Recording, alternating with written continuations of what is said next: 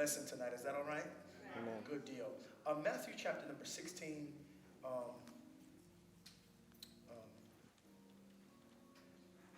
Tonight I just want to talk about you have doors. Would you please help me encourage someone to say you have doors? You have doors. You have doors. I'm preparing to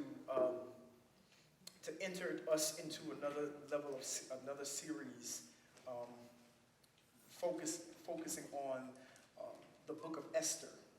The book of Esther is a very interesting book because it never mentions the name of God, yet it is a part of the canon, and it is. It never mentions the name of God, but it is perhaps the strongest book that shows us in real time the providence of God working behind the scenes to bring His will to pass. And so we're going to focus on that, calling owning your day or embracing your day. I haven't figured that out one yet, but what I'm going to bring you into is into an assurance, an affirmation, and a confirmation that. Hear me and hear this. This is a big thing I'm getting ready to say to you, so I need you to get it. You are the moment that other moments have been waiting for. Wow. Y'all going to be so happy y'all came to church tonight. Look at somebody and say, you are the moment. You are the moment. That other moments have been waiting for. That other moments have been waiting for. Right.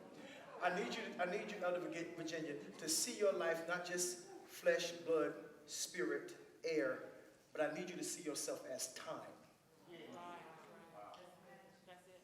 Right? Because you are a time in God. David says, my time.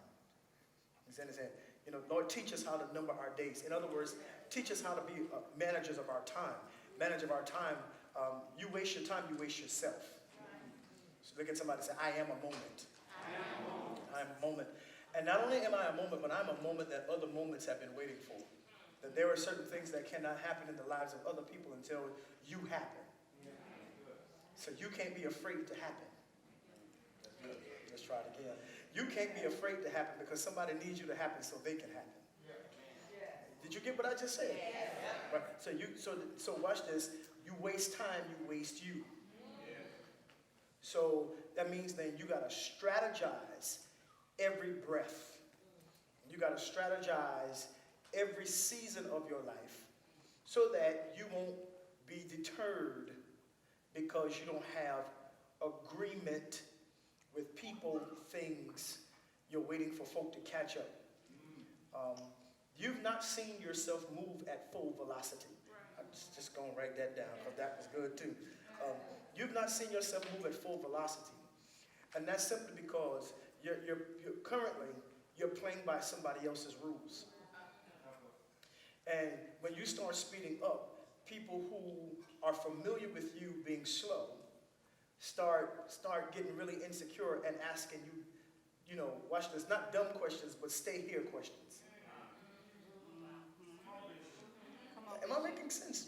They start asking you stay here questions so that you, watch this, and it's not that they don't know the answer to the questions, they just want to deter your time so that you won't move.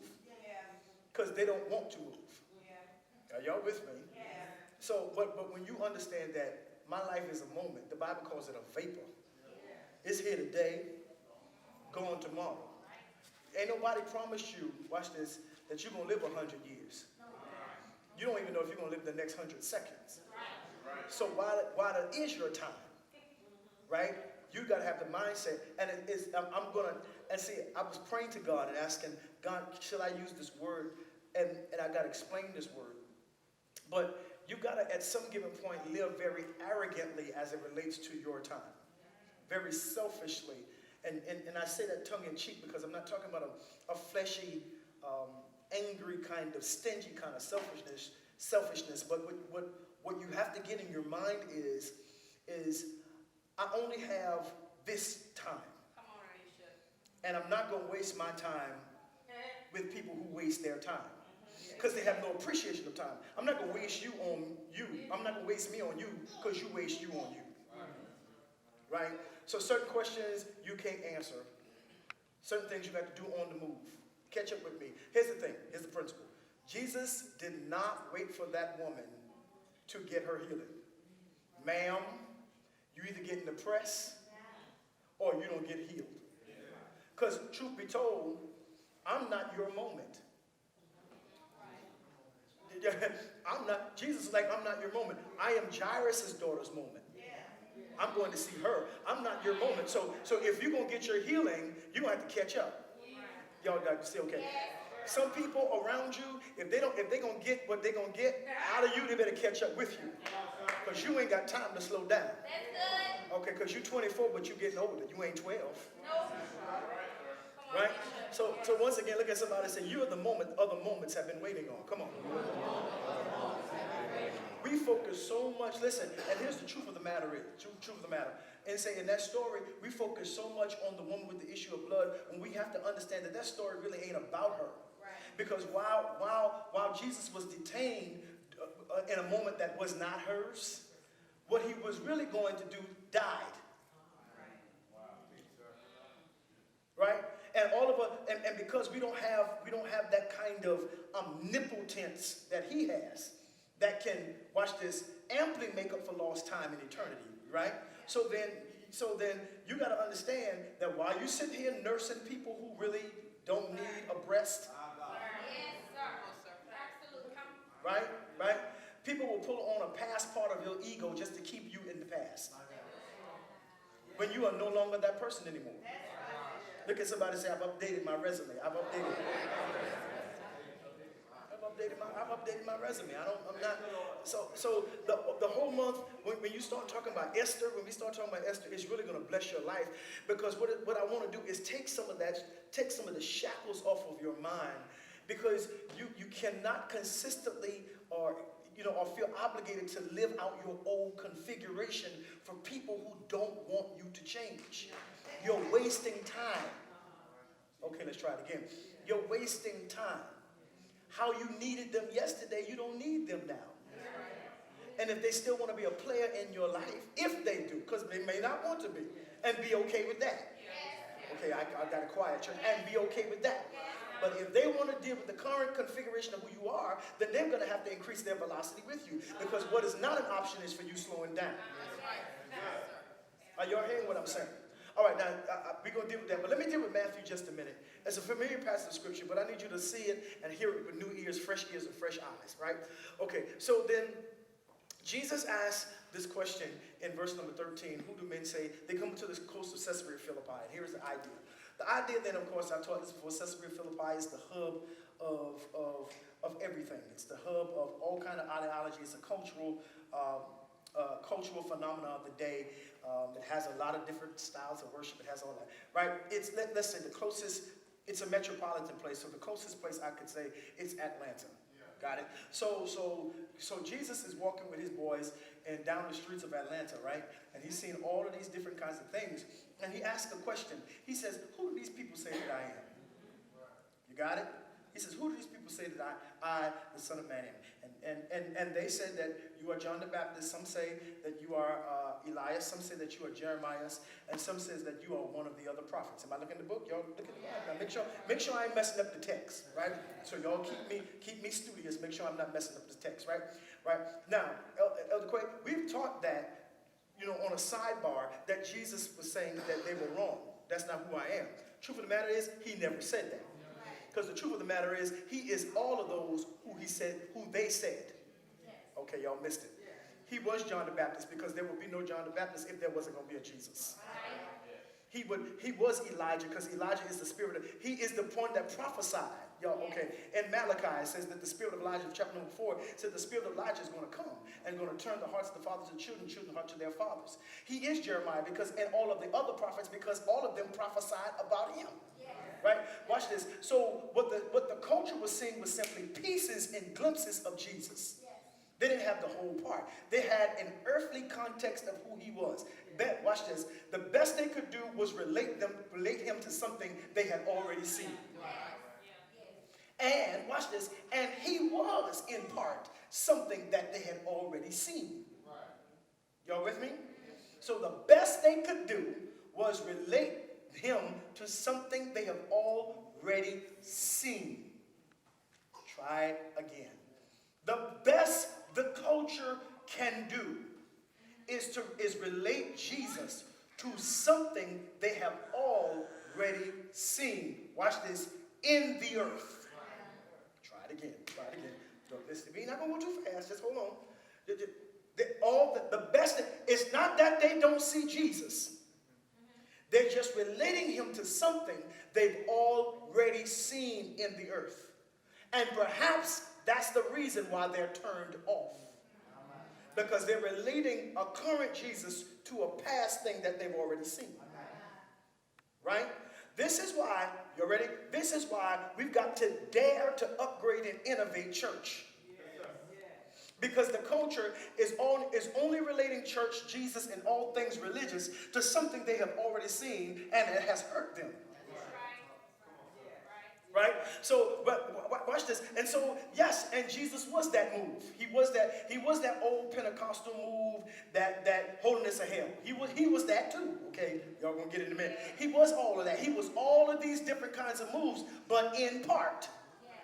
The next question he says, though, is very important. He says, for the people that are connected to me, who do you say that I am? See, because and you got to get a current context of who I am to deal with the historical context that they have. Right? Well, here's what I want to tell you. If you don't upgrade you leave people stuck with all you leave them stuck with is what you used to be. If you don't come with an upgraded revelation of who you are, yes, for the context, we're talking about Jesus.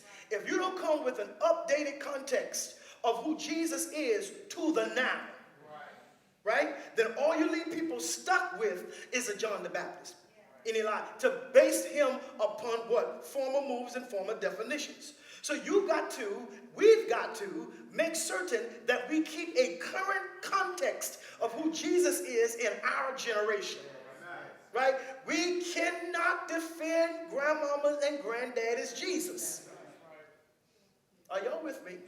And I understand, watch this, he's the same yesterday, today, and forevermore. That's good, great, I got that. He understands that, but we don't. We don't understand that he's able. That doesn't mean he's not changing. That also means he's an immutable, infallible, changing force. In other words, he knows how to relate to every generation, yet he's still the God of the ages. Right? He's still Christ eternal, but he's still Christ in the culture, Christ of the times. Are y'all with me? Right? It doesn't mean, let me just use you and put you as Christ. It doesn't mean that you changed. It just means that you updated some of the stuff that you do. Some of the stuff that I used to worry about, I don't worry about anymore. Okay? Some of the stuff that I used to like, I don't like that anymore. I'm totally different. I'm not 13. I'm not 18. I'm not 21 anymore. I'm 35. And I don't like the same stuff. I just don't. I don't like to go there anymore. So when you come around asking me, do I want to go to the fair? No. I used to like to go to the fair at 18, but now I'm 35. I got kids that like to go to the fair. I used to like to go to the fair when I was single. Now I got children running around and it ain't no more fun. Right? But if you got people still thinking that you're that same 18-year-old that can ride the Ferris wheel by yourself with them, where your kids go, they're eating cotton candy. No, I have a different level of responsibility. This is why, beloved, you need to have people around you that understand the current configuration of who you are. Because if they do not, they will slow you down to reflect your history. They will slow you down to reflect your past. They will slow you down from getting to where God needs you to be now. Tell somebody, say now. No, you can't change yesterday. And if you can, the only way you can change yesterday is you got to use the tool called now. You can't go back to 1995. Ain't nobody saying nothing. You can't go back to 2000 when you made the worst mistake in your life. Okay, great. And then you still trying to correct the worst mistake you made in your life. Okay, great. But you can only correct the worst mistake in your life if you use the tool called now. Right? You can't change that still thinking like you were when you made the mistake. So the people around you, who do the people around you say you are now? Look at your neighbor and say, do you know who I am now? Do you? Generica at Stillman is different than Generica today. Y'all not saying anything to me. right? Dale Spencer Smith at FAMU, that was at FAMU, is not the one today. So even if I go to visit the campus, you still gonna have to deal with me, who I am today. Oh, y'all not talking? Because I come with another level of accoutrement. I come with another level of obligation and responsibility. Today, I'm taking my kids to the game. Are you with me? See, but what happens is we allow people only to identify us with something they've already seen about us. And that keeps you in part. And I told you last week when we had that great shout fest on last Tuesday. Didn't we have a great shout? Lord, Jesus, I thought Jeremy was going to tear up my benches and pews and things, tear all my decorations. I'm in my God. Listen, I told you that you can do it without them. You just can't do it without you. Y'all not talking to me. You can do life without them, but you cannot do life without you. And some of you have been trying to do life without you so that you can make them happy. You can't do, okay, please look at somebody testify. So I can't do that anymore. I can't do it. That's a poor witness to the transformation of Jesus Christ in my life.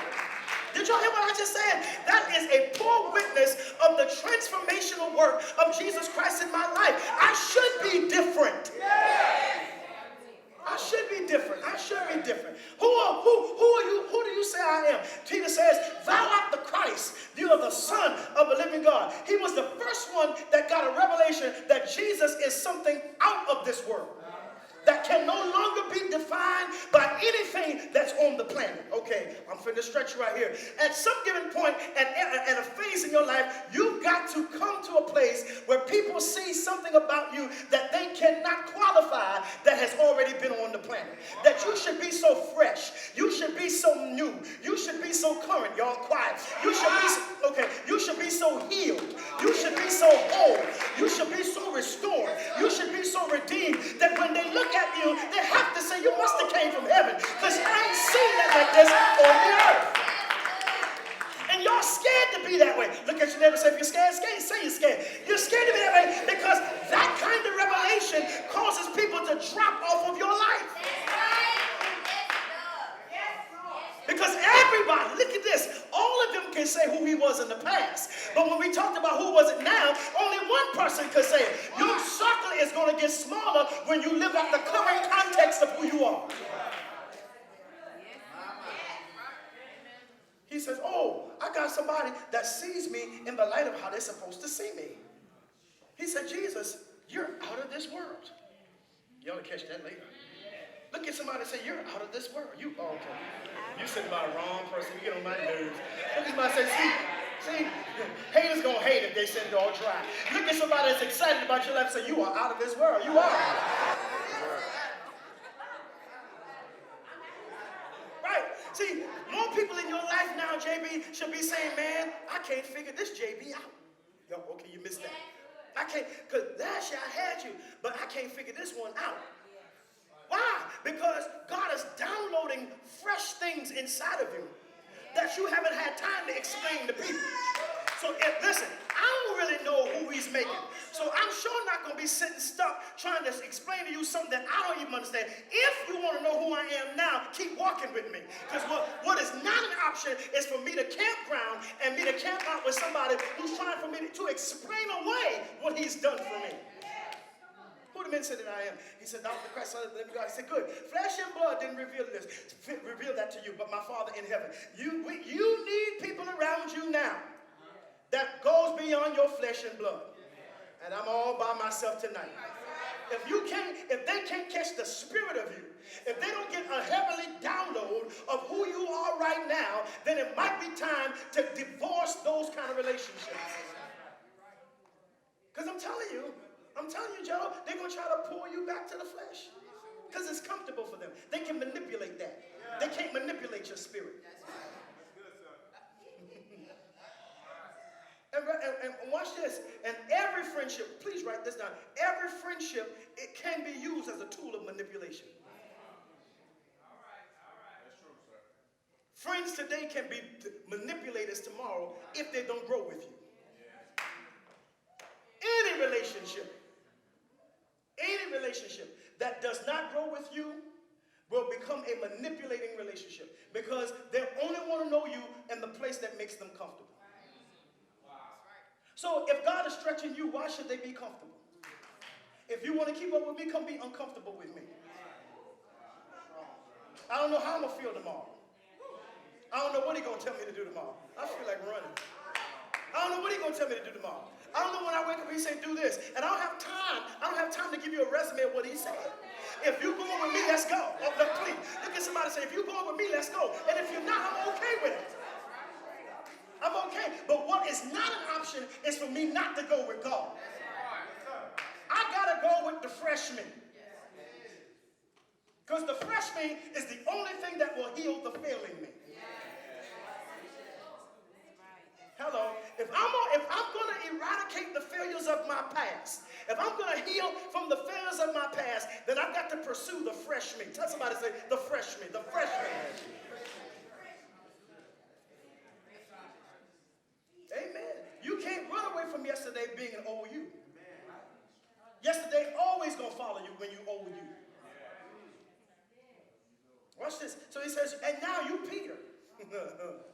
He says, now you Peter. He says, you got a revelation now of me. Now I'm going to give you a revelation of you. You're Peter. And watch this. And I'm building something. Watch this. I'm building you to win. Oh, Jesus. Please prophesy to somebody. Say, God is building you to win. God. Okay, wrong person, wrong person. You didn't feel no prophetic energy right there. You didn't feel no prophetic energy right there. Find you somebody else and say, God is building you to win. Okay, if you didn't feel no prophetic energy, find you somebody else that you can find some prophetic energy and say, God is building you to win. God is building you. He's building you to win. Prove it, Bishop. Upon this rock I build my church, and the gates of hell, come on, y'all, shall not prevail against it. One more time, look at somebody and say, he's building you to win. He's building you to win. You got you're being, listen, this is why you can't hold everybody's hand in this season. Okay, y'all, listen. Some people need you to lose. So they'll feel good about not trying. Listen, you ain't saying, man, I got a brother amen with me, praise the Lord. Some people need you to lose so they can feel good about not even trying. And they want to get you into conversations, watch this, to waste your, there you go. No text, I don't have time to text. Since the album came out, there are people who done crawling out the woodwork texting. I'm like, oh yeah? Oh really? Okay then. Okay then, I'm good. I mean, and that blue dot, I got an iPhone, that little blue dot's still on the side. I'm not, because I know what this is about. Because what you want to tell me, oh, you're too good for me now. No, I'm going to let my lack of response answer your question. See, because it's not that I'm too good for you. It's not that, no. I know what you're trying to do. Okay, look at somebody and say, I know what he's trying to do. I know what he's trying to do. Y'all don't listen. I'm telling you right now, being dumb in this season is something that is self-enabling. If you listen, you got to know when God is picking up the pace and folks start coming that you ain't seen in months, don't get impressed. Okay, because this is the problem. Some of y'all get impressed. Ooh, they coming in. No, don't get impressed. The question you should be asking is, why cometh thou now? Ask your neighbor, say, why cometh thou now? Why? Why cometh thou now? You ain't been checking for me. Why cometh thou now? When I'm a trending topic. When I was behind God's back in the wilderness, you weren't helping me. Now I'm a trending topic, and hey, no. Keep doing what you've been doing. Keep ignoring me. Tell somebody, say they had their moment with you. Oh. You know what? I wish I could dance. Listen, I wish I could dance, but I don't have the insurance to some of y'all take my church. But no, sis, they had their moment with you. Please look at your neighbor and say, they had their moment with you. You owe them no more moments. Come on, talk to them. Say, you owe them no more moments. And watch this, and be good with it. You're being built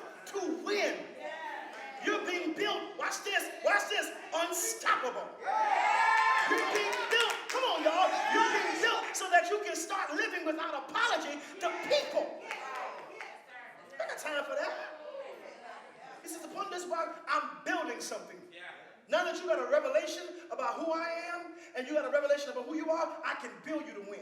Because I can't build you to win when you're thinking that you're still yesterday. He said, watch this, his next part. Then he says, and when I build you to win, I'm going to give you keys. Oh my. Oh my. Tell somebody, say, I got keys. I got keys. Don't say it again, I got keys. I got keys. I got keys. Don't say it again, I got keys. I got keys. I got keys, y'all. I got keys. You don't have to like me. I got keys. You don't have to give me no ride. I got keys. You don't have to let me in your house. I got keys. Y'all not talking. Y'all, are y'all with me? Listen, okay. So here's the thing. Here's the thing. I wrote this down, and well, here's what I said. You have keys because you have doors. You don't need no keys if there's not a door for you to open. Right? You have doors because God has given you options. Look at somebody, say, I've got options. Now, your options are the greatest threat to your surroundings, to your current surroundings. Okay, all right. Okay, I know y'all listening. Your options are the greatest threat to the people around you.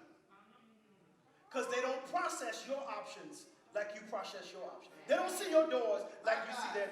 Okay. They don't see, are y'all hear me? Right? They see your doors and get intimidated of you leaving. So the best thing they do is what? Block your door. Right? But he's giving you keys because you got doors. You got doors because God is giving you options. Look at somebody say, I got options. I got options. Now, stop. Let's talk about options. Because you have more to choose from than what's currently on your palate. Man, I need about another 20 minutes for this. Listen, if you settle down, okay, we'll try it again. If you settle down, if you settle down, you will see that you've got more than one option on the table. You are not stuck.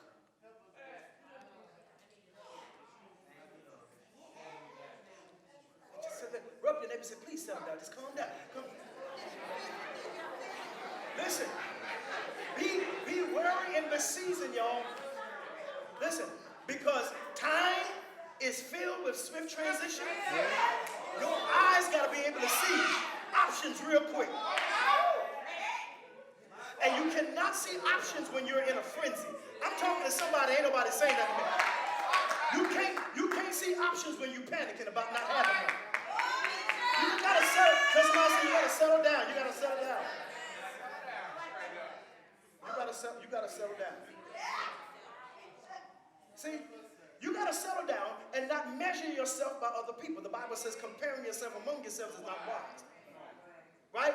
Because you'll enter into competition with some people and watch this. What is their food for their main plate is just your dessert. Listen. And you never compete with people. Oh, okay. Y'all might be doing the same thing, but they need theirs to work. This is just one of the things you got going on. Okay, it's just an option. Okay, look at somebody and say, you got a plate, come on. And you got dessert coming, come on.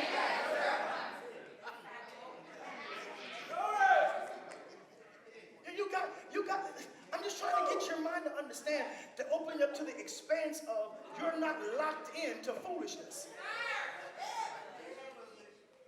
You don't have to beg people to appreciate you. You don't have to beg people to understand the substance of who you are. You don't have to beg people to move with you. Because what you'll find out is when you start moving, people got more volume than velocity.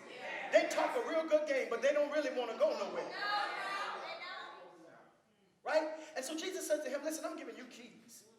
Because you know who you are. I can trust you with the keys. Because you know who you are. Again, you know who I am? Okay, you got it? You know who you are? Now I can trust you with the keys. To doors. To options. Because I have determined you will not get stuck again. Would you prophesy to somebody and say you will not be stuck again?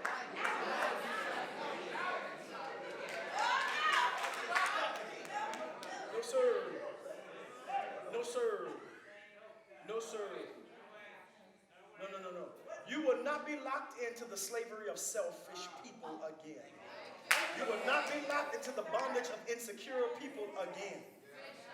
They insecure and they say stuff. I'm helping somebody and don't even know who I'm helping. They say stuff to throw you off, to make you feel bad about moving forward. They say little stuff because they're insecure and they know, especially when people manipulate your heart that you, okay. But I'm prophesying that the Lord will give you an ironclad heart. That those words that they speak will not deter you. They will not soul tie you to a past moment. That the Lord is giving you a fresh motion, a fresh start, a fresh understanding of who you are. He's showing you fresh keys, fresh doors to new options. Because as I said before, you are the moment that other moments are waiting to happen. Are you hearing me? See, somebody needs that cue ball to be hit.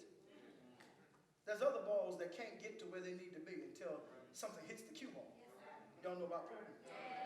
Those pins can't be knocked down until somebody rolls the ball. See, you're the rolling ball. You're not the pin waiting. Okay, you see, you got to get this. You got to get this. See, tonight, I'm the bowling ball knocking these pins over. But when you leave here, you become the bowling ball for somebody else. Okay, you become the effect of somebody else or the cause of somebody else's effect. And you got to get yourself together.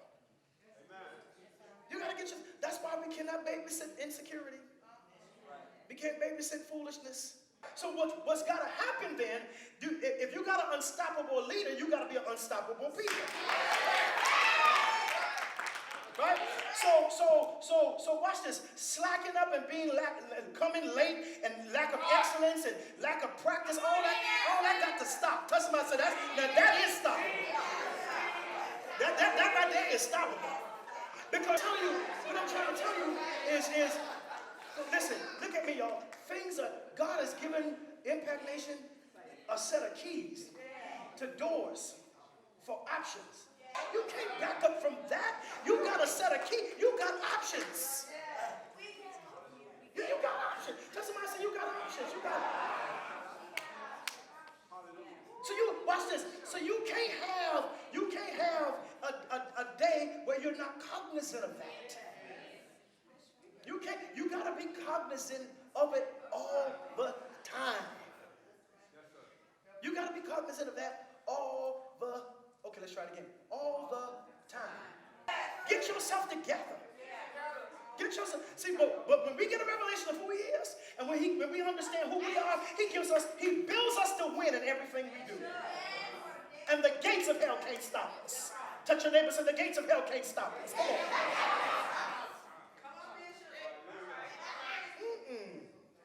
No, I need you to understand, and as it is for the church corporate, it is for you in your own life. When you understand who you are, there are doors that can't close in your face. They'll see the benefit of having you connected to them. And y'all not talking to me, because they know if you're winning like that, if you're on their team, you'll show them how to win. I told you, you're the moment that other moments are waiting on. They need to see your victory. They need to see your blessing, so they can still see that God still blesses people. Amen. Look at somebody and say, you are the moment other people have been waiting on. When you walk on your job, you're the moment other people, your victory is astounding to people. Your testimony is a powerful testimony. You know what I'm saying? And I'm telling you, you got people that are willing to help you that you don't even know about yet. But they can only help the you that's got a revelation of you. Let me try it again. They can only help the you. They've only been designated to help the you that's got a revelation of you. You got to get a revelation of you. And then they say, okay, I can help that person. Because as long as you're stuck on stupid about who you are, they can't help that person. Hello. Because people with money, people with doors, people with influence, it's not going to help a clueless wonder. You're gonna have to know who you are when you walk through the door. I mean, for real. Because when God knows where you are and you know who you are, God ain't got to move you to give you options. Come on here. God ain't got to move me to LA to take me to Japan. Hello. I'm going to be there interviewing without jet lag. Y'all not saying nothing to me. I'm trying to give you an understanding. It's important for you to understand you got keys to doors because you got options. Okay, are you with me? You have options. You are a moment. Your moment ain't going to last forever. God, I wish y'all to hear what I'm saying. Your moment, I'm understanding that it took God 20 years to give me my moment at 43 years old. And I was wondering, God, at 23, I'm ready to conquer the world. I'm stronger. My knees feel better. My ankles feel better. You know, I was slimmed in. You understand? They have no weight. Now I got the color, the stuff. You know what I'm saying? You know, I'm just, hey, it's life. You understand what I'm saying? And I'm sitting there like, God said, no. Now is your moment. If you cry about the last 20 years that wasn't your moment, you're going to miss this moment and miss another 20. Mad because the last 20 wasn't it. See, here it is. The most important thing than knowing when it is your moment is knowing when it is not. And when it's not your moment, it's time for you to help somebody in their moment. Did I help? Am I helping y'all? Aren't you glad you came tonight? Amen. I'm telling you, God's going to open some